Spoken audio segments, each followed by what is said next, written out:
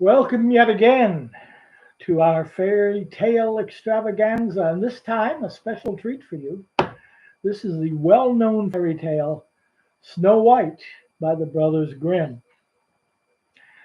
One day in winter, a certain queen sat by a window sewing. As she looked out at the snow, she pricked her finger, and 3 drops of blood fell upon it. She gazed thoughtfully at the red drops and said, I wish my little daughter may be as white as the snow, as red as blood, and as black as the ebony window frame. Not long after this, a baby was born to the queen, and the child's skin was as white as snow, her lips as red as blood, and her hair as black as ebony. The queen called her Snow White. But sad to say, the queen became ill and died. The next year, the king married another woman who was very beautiful, but so proud and selfish that she could not bear to think of anyone being more beautiful than herself. Her greatest treasure was a magic mirror in which she used to look and say, Mirror, mirror on the wall, who is the fairest one of all? And the mirror would answer, The magic mirror tells you true, the fairest in the land is you. As the years passed, Snow White grew more and more beautiful, and when she was 7 years old, she was fairer than the queen herself. Then one day, when the queen went to consult the mirror as usual, it answered, The magic mirror tells you true. Snow White is lovelier than you. When the queen heard this, she turned pale with rage and envy. Calling a huntsman to her, she said, Take Snow White into the forest and kill her and bring her heart back to me. The huntsman took Snow White into the forest, but when he lifted his sword to kill her, she begged him so sweetly to spare her life that he could not bear to touch her. I cannot hurt you, pretty child, he said, but neither can I take you back, for the queen will kill us both.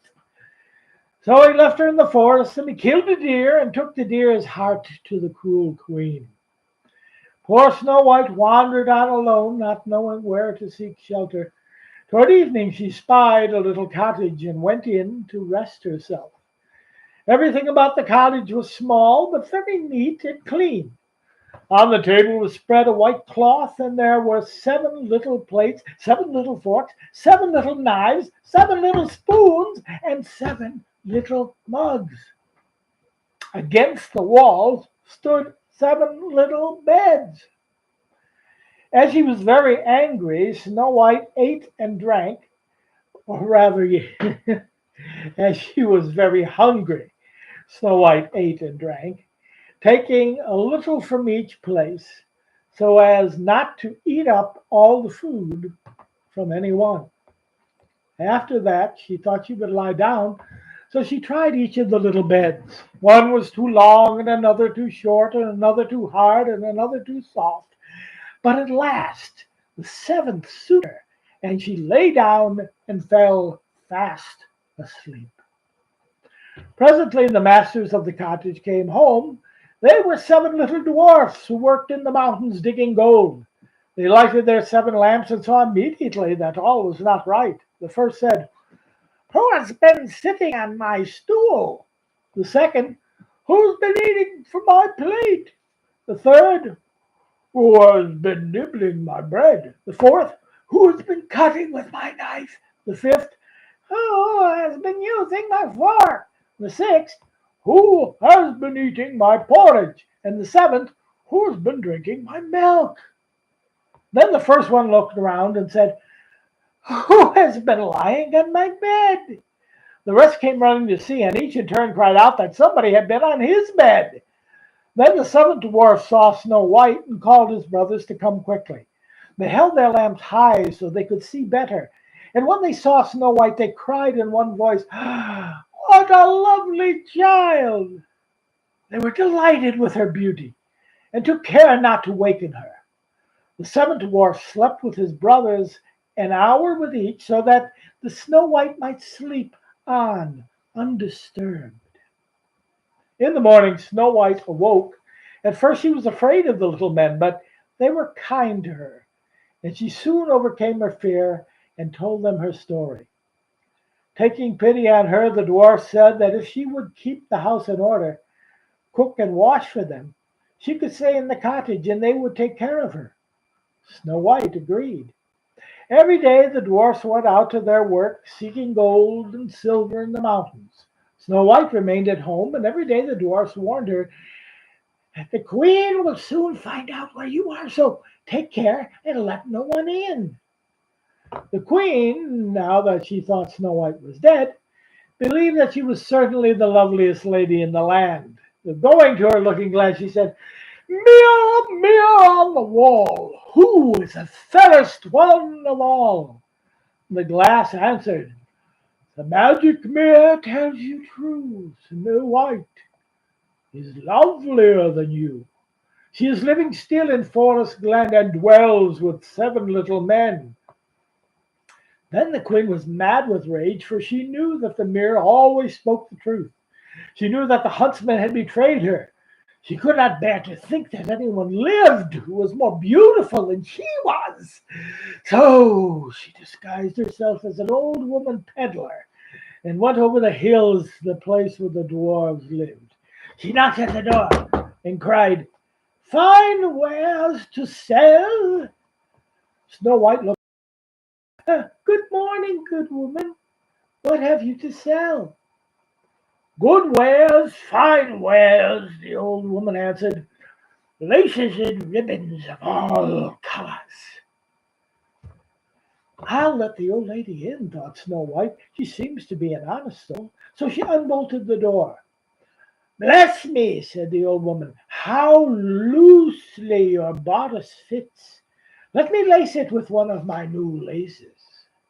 Snow White did not dream of any harm coming to her, and she let the old woman do as she wished. She pulled the lacing so tight that Snow White lost her breath and fell down as though she was dead.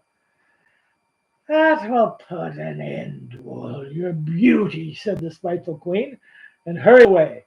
When the dwarfs returned home that evening, they were grieved to see Snow White stretched out on the floor motionless. They lifted her up, and when they found the trouble, they cut the lacing. In a short while she began to breathe, and soon came to life again. Then the dwarf said, "The old woman was the queen herself.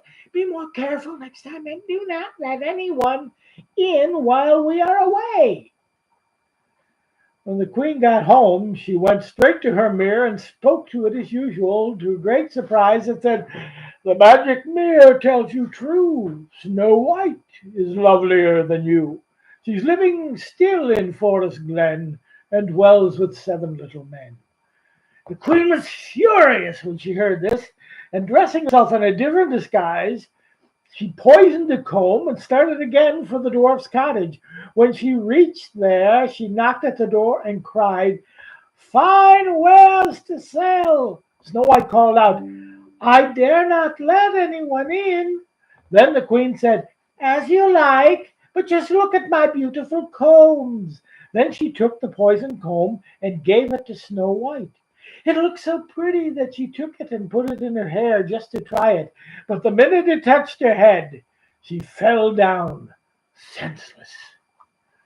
By good luck, the dwarfs returned early that evening, and when they saw White lying on the floor, they could guess who had been there. They found the poisoned comb, and when they took it away, she recovered. They warned her once more not to open the door to anyone. Meanwhile, the queen went home to her mirror and trembled with rage when it still told her that Snow White lived.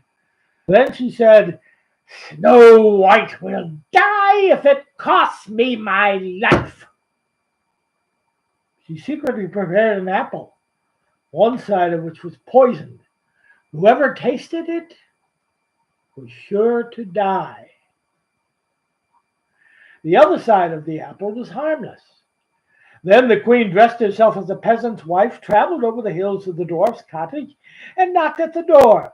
Snow White put her head out the window and said, "I dare not let anyone in, for I promised the dwarfs." "Do as you please," said the woman, "but at any rate take this pretty apple. I shall give you it as a present." "No," said Snow White, I dare not take it. You silly girl, answered the woman. What are you afraid of? Do you think it is poisoned? Come, you eat one half, I'll eat the other. Snow White was tempted to taste it, for the apple looked ripe and juicy, and when she saw the woman bite into it, she too took a bite. She had scarcely put the piece into her mouth when she fell down upon the floor. This time nothing will save you, muttered the queen, laughing wickedly. She hurried home to her castle. She went home to her mirror and asked the usual question, and the mirror answered, the magic mirror tells you true. The fairest in the land is you. Then her envious heart was glad, for she feared Snow White no more. When the dwarfs returned, they found Snow White lying on the floor. No breath passed her lips, and they were afraid that she was dead. They lifted her up, combed her hair, washed her face with wine and water, but all was in vain. Snow White did not move. They laid her on her bed, and all seven watched over her for 3 days. She looked so lifelike that they put her in a glass coffin, and so that they might still look at her. They wrote her name on it in gold and placed it on the hill, and one of the dwarfs always sat by it and watched. Thus Snow White lay for a long, long time, still looking as though she were asleep. At last the prince came through the woods and saw Snow White. He fell in love with her at sight and begged the dwarfs to give her to him. Then he offered the dwarfs money and earnestly prayed them to let him take her with him. But they said, we shall not part with her for all the gold in the world. And at last, however, they took pity on him and consented. He called his servants to lift the coffin, and in doing so, one stumbled and fell. This jolt knocked a piece of apple from Snow White's mouth, and she awakened, crying out, where am I? The prince answered, you are safe with me. Then telling her what had happened, he said, I love you better than all the world. Snow White, please come to my father's palace with me and be my bride. Snow White consented and went home with the prince. His parents loved her at once, and everything was prepared for their wedding with great pomp and splendor. Among the rest, Snow White's old enemy, the wicked queen, was invited to the feast. As she was dressing herself in fine, rich clothes, she looked in her mirror and said, mirror, mirror on the wall, who is the fairest one of all? And the glass answered, the magic mirror tells you true. The bride is lovelier than you. When she heard this, the queen turned red with rage, but her envy and curiosity were so great she could not resist going to see the new bride. When she arrived and saw that it was no other than Snow White, who she thought had been dead for a long time, she choked with passion, fell in a fit, and died. But Snow White and the prince lived long and reigned happily over their land for many, many years. And that, my friends, is the story of Snow White by the Brothers Grimm. Till next time.